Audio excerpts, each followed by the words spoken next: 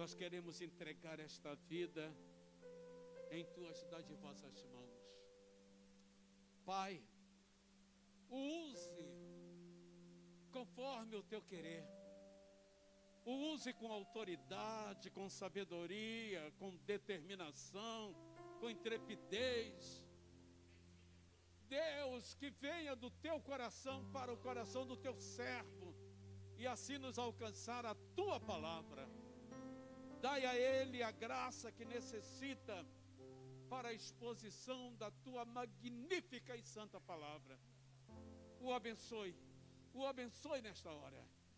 Por Jesus nós oramos. Amém. Cumprimento os irmãos com a paz do Senhor Jesus. Aproveitando os amados irmãos que estão de pé, abra comigo a palavra do Senhor. Evangelho de Jesus Cristo, segundo escreveu Lucas, no seu capítulo 15. Estaremos lendo do versículo 11 até o versículo 17. Evangelho de Jesus, segundo escreveu Lucas. Estaremos lendo o versículo 11 até o 17 do seu capítulo 15. Tem por tema, epígrafe, o filho pródigo. Estaremos vivendo algumas lições sobre o filho pródigo. Louvado seja o nome de Jesus. Você está feliz por estar na casa do Senhor? Amém, glórias a Deus. Aqui há alegria e comunhão entre irmãos. Todos acharam? Diz assim a palavra do Senhor. E disse um certo homem, tinha 2 filhos, e o mais moço deles disse ao pai: Pai, dá-me a parte da fazenda que me pertence. E ele repartiu por eles a fazenda. E poucos dias depois, o filho mais novo, ajuntando tudo, partiu para uma terra longínqua, e ali desperdiçou a sua fazenda, vivendo dissolutamente. E havendo ele gastado tudo, houve naquela terra uma grande fome, e começou a padecer necessidades. E foi-se e chegou-se a um dos cidadãos daquela terra, o qual mandou para os seus campos a apacentar porcos, e desejava encher o seu estômago com as bolotas que os porcos comiam, e ninguém lhe dava nada. E caindo em si, disse: Quantos trabalhadores de meu pai têm abundância de pão, e eu aqui pereço de fome. Vamos no 3 repetir esse versículo 17, todos nós juntos? 1, 2, 3. E caindo em si, disse: Quantos trabalhadores de meu pai têm abundância de pão, e eu aqui pereço de fome. Podeis assentar, glorificando o nome de Jesus de Nazaré, que é bendito sobre toda a terra. Amados, ora, o texto que nós acabamos de ler é escrito por um homem culto, um teólogo, escrito nada mais, nada menos do que Lucas. Visto que Lucas, ele não fora nenhuma testemunha ocular do ministério do Senhor Jesus Cristo, no seu ministério terreno, porque Jesus era homem no seu ministério terreno. Jesus, ele tinha um colegiado apostólico de homens, o que o preparava, o ensinava, o enviava, dava autoridade, delegava poder para tais homens. Mas entre esses homens não havia este homem, Lucas, ao qual o próprio apóstolo Paulo faz questão de mencionar na carta aos Colossenses, no seu capítulo 4, e versículo 14, dizendo: Saúda-vos o médico amado, Lucas. Lucas, ele tinha pela sua profissão, Tiaguinho, um ofício, um médico amado. Além de ser médico, Lucas, ele era amado. E quando eu vejo as páginas neotestamentárias, e quando eu leio o Evangelho de Jesus segundo Lucas, eu vejo um médico escrevendo relatos milagrosos, relatos extraordinários, escrevendo e relatando daquilo que ele ouvira de Paulo. Até porque o Lucas, como um grande escritor, e nós sabemos disso, ele tem 2 tratados destinados a Teófilo, ao qual o significado é aquele que ama Deus. E agora Lucas, ele escreve um evangelho que compõe o seu próprio nome, a não ser que nem dentro do seu evangelho não é mencionado o seu nome, mas é ele que relata, e ele também relata Atos dos Apóstolos, aonde homens cheios do Espírito Santo, mulheres cheias do Espírito Santo, são usados por Deus, né? O Espírito Santo usando o homem, por isso que contém este nome, Atos dos Apóstolos, porque são homens e mulheres cheios do Espírito Santo sendo usados por Deus na igreja primitiva. E quando eu vejo Lucas escrever relatos magníficos sobre maravilhosas curas e extraordinárias, eu vejo um médico pelo seu ofício tendo que relatar um milagre. Aleluia! Eu não estou aqui dizendo nem pregando, irmão, nós somos sábios para entender isso, e nós temos reservas com isso, que não podemos pregar contra a medicina, não pregamos contra o médico, pelo contrário, Deus abençoe todos os médicos. Eles estudam, se formam, vão à faculdade, passam pelas suas residências e se formam para ser usado por Deus também. Tem muitos médicos que são cristãos. Lucas, ele é um médico e além de ser um cristão, um grego, um gentio, alcançado pela graça do nosso Senhor, mas ele tendo que relatar de uma certa vez um homem, um jovem na janela, o jovem Eutico, ouvindo o sermão de Paulo, e aquele jovem cai do terceiro andar, e Paulo para o sermão e desce, coloca a mão no peito de Eutico e ressuscita aquele jovem. Eu vejo um médico relatar grandes milagres, meus irmãos. Muitos aqui já ouviram até assim: para você não tem mais jeito. Algum médico dizer: até aqui já fazemos de tudo e daqui para frente é só um milagre. Não tem relatos por aí, irmãos? Você conhece algum parente, conhece alguém que está numa necessidade, numa enfermidade terminal, ou seja um câncer, ou seja uma AIDS, ou seja qualquer tipo de enfermidades, e nós sabemos que há 3 tipos de enfermidades: há enfermidades psicossomáticas, doença da alma, há enfermidades físicas, há enfermidades espirituais, mas eu quero lhe dizer nessa noite que o Jesus de Nazareno está na casa, antes da primeira pessoa chegar nesse santuário. Ele é o Rei dos Reis, o médico dos médicos, ele cura em qualquer enfermidade que seja da nossa vida.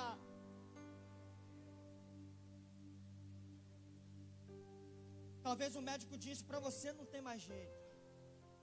É aí que entra o Nazareno. Quando a medicina não dá jeito, é aí que é onde entra o poderoso milagre de Jesus. Porque tem coisas que só Jesus faz, pastor.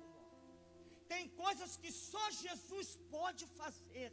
Tem coisas que só Jesus pode abrir os altos céus, derramar um bálsamo de Gileade sobre as nossas almas e cicatrizar feridas nessa noite. Eu não sei como é que você entrou nesta noite, mas eu quero ser um profeta de Deus para a tua vida. Por quê, Tiago? Porque a maior profecia está aberta diante de nós. Ela cura, ela salva, ela liberta, ela batiza, ela leva para morar no céu, ela faz, desfaz, ela levanta, bate, ela cura, ela cicatriza feridas na alma.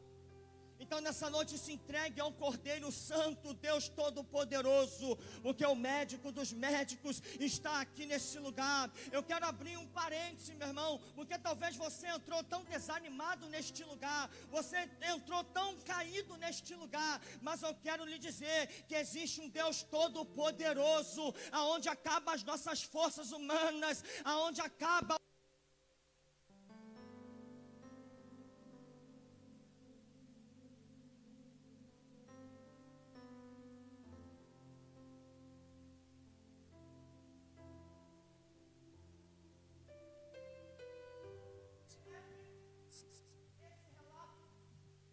sequência. Obrigado. Lucas, ele escreve um relato de uma sequência. Que sequência é essa, amados irmãos? De parábolas. Então começa somente no capítulo 15, essa sequência de 3 parábolas, que é a parábola da ovelha perdida, da dracma perdida, e ele fecha na parábola do filho pródigo. Mas começa no capítulo 13, várias sequências de parábola, parábola da grande ceia, e por aí vai. Mas no seu capítulo 15 tem 3 parábolas aqui que eu quero focar nessas 3 parábolas. A parábola, o que é uma parábola? É uma narração curta, é uma história aonde é contada para trazer um ensinamento tanto espiritual e tanto moral. A Bíblia diz que no Antigo Testamento, o salmista, no seu capítulo 78 e verso 2, vai dizer assim: e abrirei a boca numa parábola e direi enigmas da antiguidade. Jesus, ele era um pregador simples. Para Jesus, ele não importava qual é o tamanho da multidão para pregar. Ele pregava em cima de barquinho para grandes multidões, mas quando também queria pregar o evangelho, ele pegava uma mulher no meio do poço de Jacó ao meio-dia e pregava também o evangelho. Jesus era simples e pregava por parábola. Agora Jesus, e Lucas está relatando as parábolas do mestre. Essas 3 parábolas, pastor Romualdo.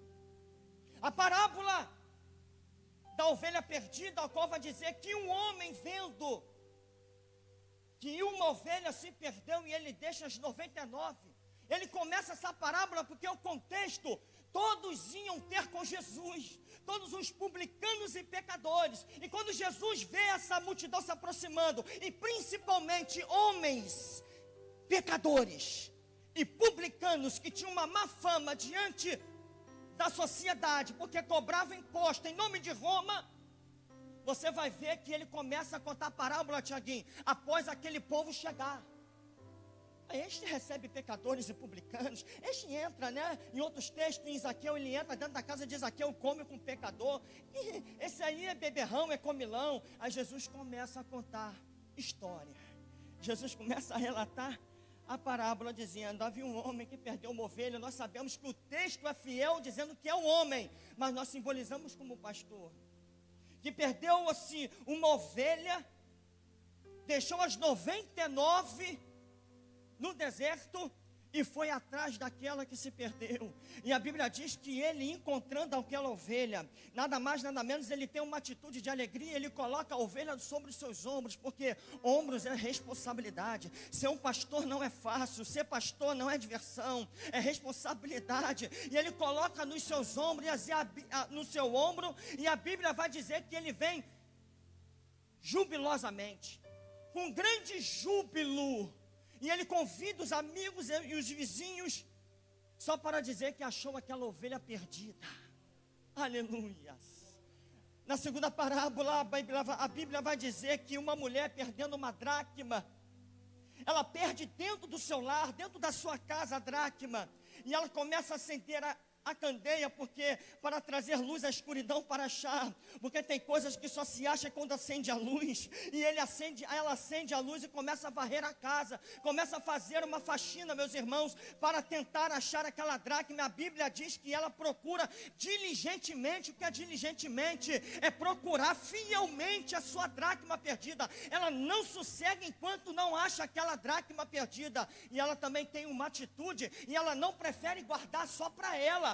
Ela não prefere guardar só para ela. Ela quer dizer, ela quer contar a bênção ao presbítero Fabiano. E a Bíblia vai dizer que ela também convoca as amigas e as vizinhas. Que bom que ela tinha relacionamento na sua comunidade, né? Que bom que ela tinha um relacionamento na sua vizinhança, para contar que somente achou a sua dracma perdida. É uma dracma perdida só. Talvez não valha a pena para muitos, mas para mim vale. Eu varri a casa, acendei a candeia, eu achei a minha dracma perdida. Agora eu vou convidar minhas amigas, minhas vizinhas, só para dizer: eu achei a minha dracma perdida. Ela estava perdida, mas foi achada. E ela se alegra. O que é júbilo? É um estado emocional, uma alegria, irmãos. Um gozo que o Senhor nos dá é júbilo, é se alegrar por aquilo que estava perdido, por aquilo que estava morto e reviveu, por aquilo que estava perdido e foi achado. Aí a Bíblia vai dizer, Jesus, ele vai dizer: assim a alegria diante dos anjos de Deus, quando o homem se arrepende dos seus pecados. Eu quero dizer nesta noite, meus amados irmãos, aqui na Assembleia de Deus de Campo dos Afonsos, quando o homem aceita Jesus, quando o homem se arrepende totalmente do seu estado pecaminoso, e ele se arrepende, e ele sente tristeza pelo pecado, e ele vem aqui diante do altar e se rende diante do Senhor, a festa não começa na terra, até porque nós nos alegramos, nós damos glórias, nós damos salvas de palmas, o pastor se alegra, a equipe de evangelismo se alegra, a igreja se alegra, glorifica o nome do Senhor. Ela está em estado jubilosamente de alegria, porque era uma alma aceitou. E quem ganha uma alma é sábio, quem evangeliza é sábio, quem ganha a alma é sábio. E, irmão, quando uma alma se arrepende, a festa não iniciou na terra, a festa só inicia lá no céu, porque há alegria diante dos anjos de Deus no céu por uma alma que se arrepende. O sacrifício de Jesus não foi em vão. O sacrifício por uma alma não foi em vão. A Bíblia diz que o véu se rasgou do alto a baixo. O sumo sacerdote entrava anualmente ao Santo dos Santos para se oferecer um sacrifício. E o escritor aos Hebreus vai dizer que vindo o nosso sumo sacerdote entrou uma única vez no Santo dos Santos, e ele foi a oferta, e ele foi o ofertante ao mesmo tempo. O véu se rasgou do alto a baixo, e a cédula que era contra mim, contra você, Jesus aniquilou naquele dia na cruz do Calvário. Então, querido, há salvação para a tua família, há salvação para a tua casa, há salvação para a sua família. Josué capítulo 24, versículo 15, eu e minha casa serviremos ao Senhor. Josué faz questão de colocar na primeira pessoa do singular, eu e a minha casa serviremos ao Senhor. Atos capítulo 16, versículo 31, crê no Senhor Jesus Cristo, será salvo tu, vírgula, é a sua casa, aleluia. Salmo 128, bendito é o varão que confia no Senhor, porque ele é abençoado na sua família. Então há esperança para a sua família, há esperança para a sua casa, não importa o que está acontecendo, mas os seus joelhos em oração hoje está falando muito mais do que 1000 palavras. Então, em nome de Jesus, creia nessa palavra profética. Há esperança para a árvore cortada, mesmo ao cheiro das águas vai voltar a brotar. Recebe essa palavra hoje, Campo dos Afonso. Há esperança para a tua família.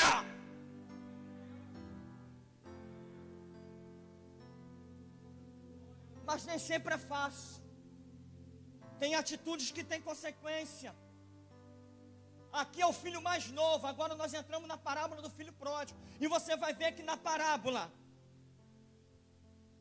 da ovelha, quem perdeu foram atrás dela. Na parábola da dracma perdida, aquilo que foi perdido, a mulher também foi atrás da dracma perdida. Mas na parábola do filho pródigo você não vai ver o pai abandonando a fazenda, mas é o filho que tem que cair em si e voltar. O amor de Deus é incondicional.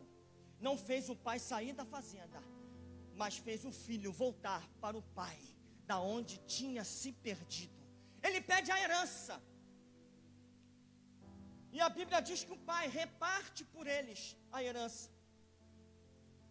Isso o filho mais novo. Aí a Bíblia diz que poucos dias depois, ajuntando tudo, ele foi embora. Ou seja, ninguém que está aqui nesse banco resolve por uma opção em 24 horas, coloca 24 horas, abandonar o Senhor Jesus. Porque há primeiro as saídas do coração. As saídas procedem do coração do homem. Se aquele jovem pediu a herança, em poucos dias depois ele ajunta tudo e vai embora, é porque no seu coração já estava premeditando há muito tempo para ir embora. Sabe o que acontece? O que acontece é que fica no banco já aquele esfriamento espiritual. Começa a apostasia a entrar no homem, na mulher de Deus, no banco. Ele começa a se embaraçar com as coisas dessa vida, começa a olhar para aquilo que não tem que ser olhado, começa a adorar aquilo que não tem que ser adorado, e ele vai se enfraquecendo, ele vai entrando no engodamento espiritual, numa apostasia espiritual. E quando ele se encontra, meus irmãos, ele se encontra fraco no banco, e isso tudo que é o diabo gosta. Um crente fraco, sentado no meio do seio da igreja, já afastado, está sentado, não está sentindo nada, está neutralizado, está corrompido já a mente, e ele começa a se embaraçar mais ainda com as coisas dessa vida. Nada presta, a fazenda não presta, meu pai não presta, eu quero pedir herança, eu quero ir embora, porque nada mais agora me adianta aqui dentro dessa fazenda. Começa a ver problema no pastor, começa a ver problema no círculo de oração, começa a ver problema em tudo, e quando ele se encontra, ele se acha já perdido há muito tempo, pega tudo e vai embora. Eu não falo daquilo que vi, mas eu falo daquilo que eu vivenciei. Um dia eu fui um filho pródigo, me afastei da casa de Deus, e hoje eu digo com toda certeza, aqueles que amam a Jesus Cristo nunca abandonam. E eu abandonei, porque eu me enfraqueci espiritualmente. Quando me vi, já estava afastado dentro de um banco da igreja. Eu não vim falar sobre a minha vida, mas eu vim falar daquele que traz a vida e vida com abundância nessa noite, porque um dia eu...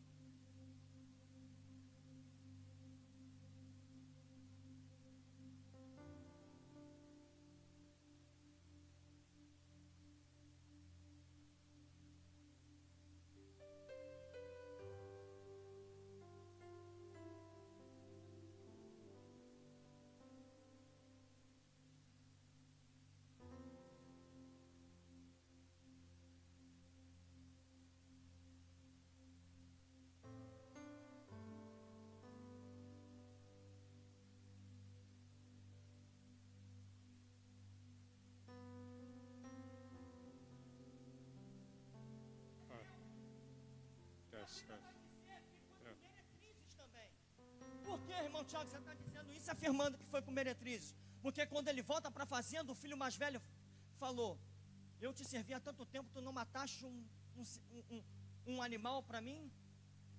Agora vendo esse teu filho que te abandonou, gastou tudo com meretrizes, está no texto, pastor Alex. Gastando com aquilo que não é pão. Isso é um estado de toda pessoa que está afastado. Ela deposita tudo o que aprendeu lá fora.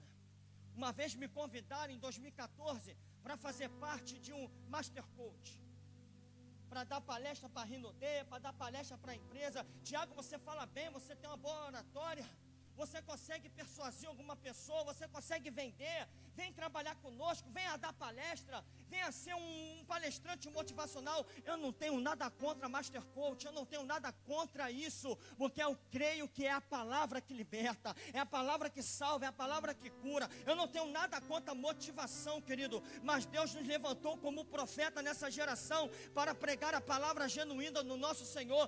No mesmo instante, quando eu ia aceitar aquela proposta, eu afastado da presença de Deus, o Espírito Santo disse no meu coração: ei, Tiago, eu depositei na sua vida e você perdeu muitas coisas. Agora você vai depositar tudo aquilo naquilo que não é pão. Eu não te chamei para ser Master Coach, eu te chamei para ser um pregador da minha palavra.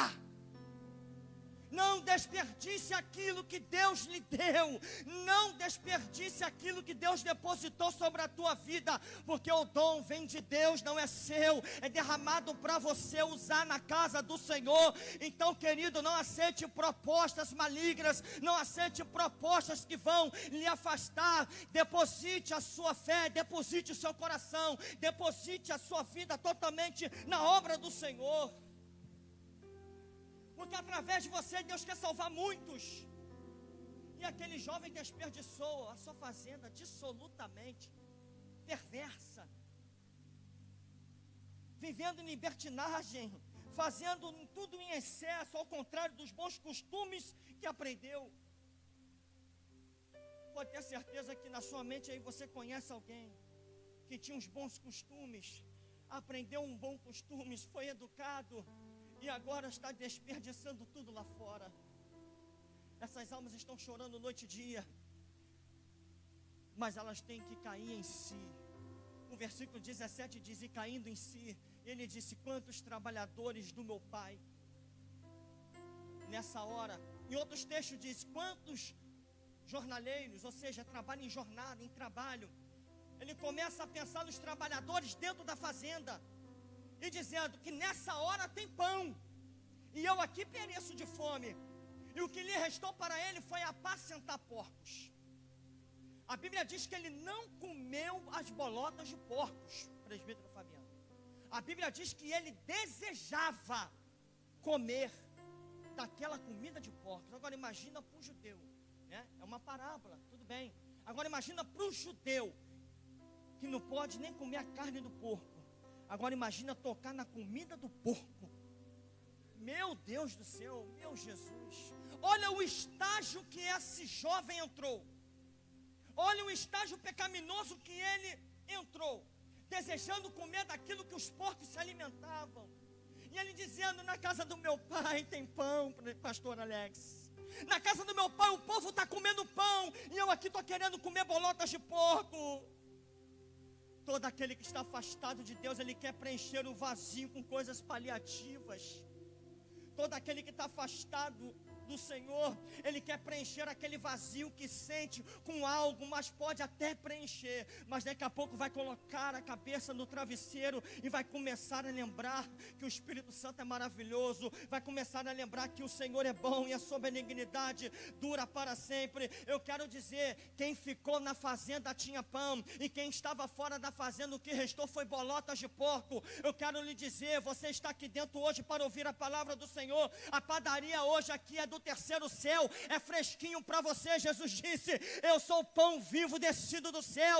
O que vai dar constância para a nossa vida, o que vai dar constância e baseamento para uma vida cristã diante da presença de Deus, não é 12 passos para ter uma vida futura, não é 12 passos para ter um sucesso, mas é a palavra de Deus, irmãos, que vai entre juntas e medulas e é apta para discernir a intenção do Espírito. É a palavra de Deus. Quem tem a palavra de Deus aí, levanta a sua mão e glorifica o nome do Senhor. Tem Bíblia hoje para você, tem palavra hoje para você.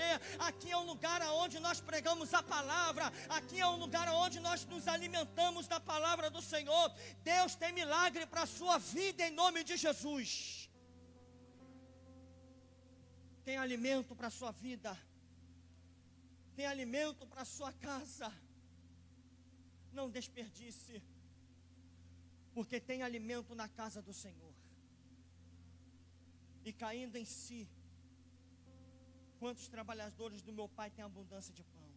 Eu lembro de Zaqueu, quando Jesus entra em Jericó, um estágio de arrependimento, porque arrependimento no significado do grego é metanel ou metanoia, é mudança de mente, é sentir tristeza pelo pecado, é ver que ele está num estágio de pecado, e sentir tristeza por aquela situação. Aí Jesus está entrando em Jericó, e a multidão aperta um homem de pequena estatura, e ele tem uma ideia, ele sobe no sicômoro, em cima da árvore. Ele tinha a intenção de ver Jesus, mas quem vê ele primeiro é Jesus. Quando Jesus está entrando na cidade de Jericó, ele olha para cima e diz: Zaqueu, desce depressa, porque hoje me convém entrar na sua casa. Zaqueu desce depressa, e quando está na presença física notória do Senhor Jesus, parece que o seu coração não aguenta conjecturando. Ele disse: Senhor, preste atenção nisso aqui, se eu tenho, é uma condicional, se, não é que ele era ladrão, mas ele tinha uma má fama diante da sociedade. Se um publicano tinha uma má fama, como eu disse aqui, imagina agora o chefe dos publicanos, Tiaguinho, era mais fama ainda de reter dinheiro para ter a sua bênção. Agora um homem pecador, no seu estágio pecaminoso, ele diz: Senhor, se eu tenho defraudado alguém, eu restituo 4 vezes mais essa pessoa. Aí Jesus: opa, olha o arrependimento aí. Hoje entrou a salvação nessa casa, porque também ele é filho de Abraão. Arrependimento gera milagres, arrependimento gera salvação. E o que é a salvação? É muito mais do que uma cura de um câncer, é muito mais do que um apartamento, é muito mais do que carro. Eu não estou dizendo contra a prosperidade, porque a prosperidade do Senhor sim para nossas vidas, mas hoje o Senhor quer tocar na sua alma. O que Ele tem para a tua vida são coisas espirituais para a sua vida hoje, é derramar dons sobre a sua vida em nome de Jesus de Nazaré. A Bíblia diz em Mateus 3, versículo 2, e apareceu João Batista pregando no deserto da Judéia, versículo 1, versículo 2 vai dizer: arrependei-vos, porque é chegado o reino dos céus.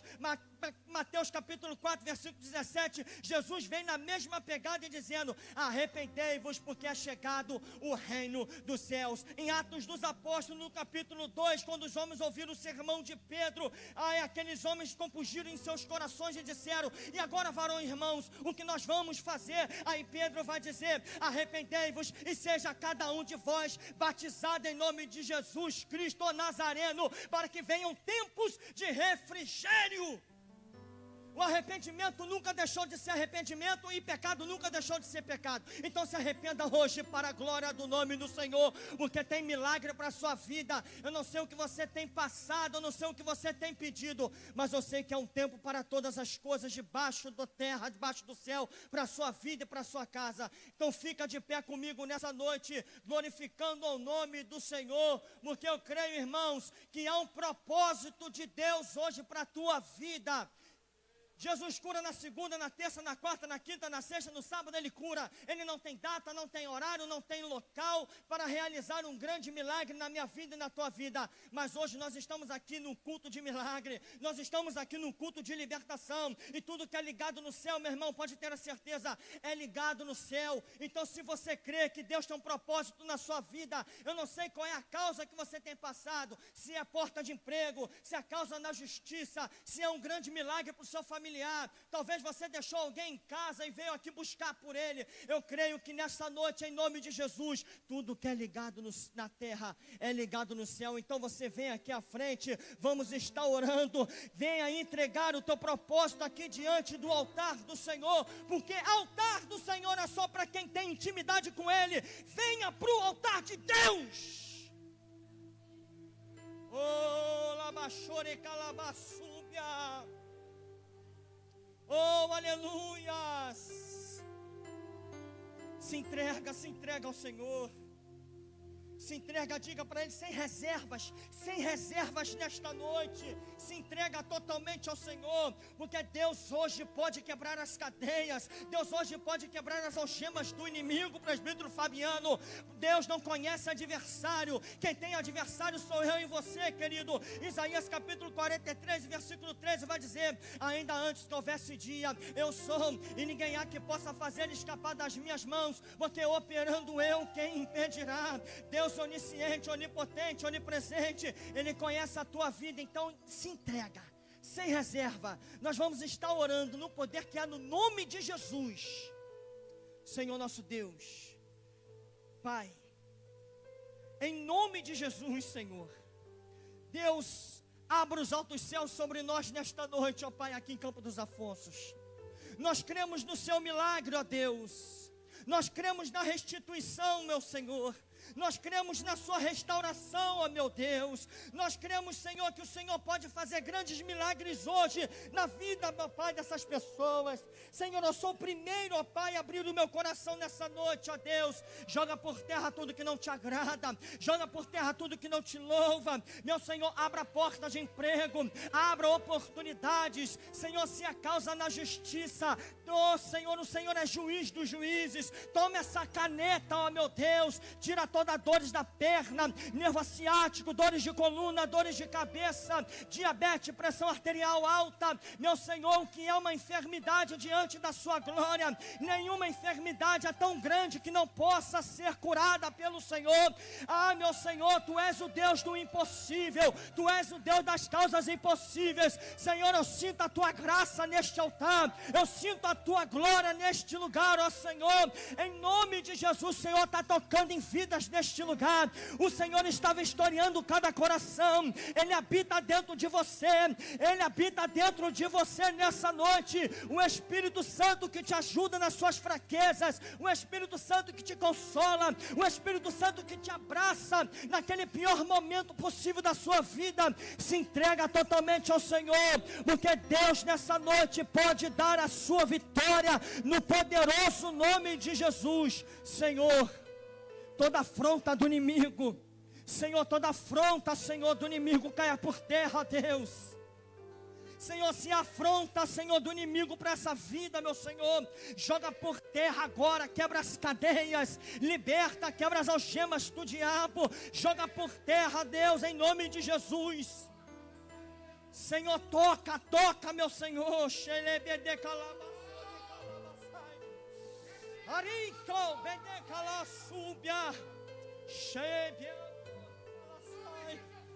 Em nome de Jesus, a igreja dá uma salva de palmas para Jesus bem linda nessa noite, crendo no seu milagre. Tem um corinho assim: conta para Jesus onde é a sua dor, Ele é o remédio, confia no Senhor. Não te desanimes. O que tu precisas contar para Jesus, é só contar para Ele. Aleluia. Eu agradeço a minha oportunidade, pastor Manuel Romualdo.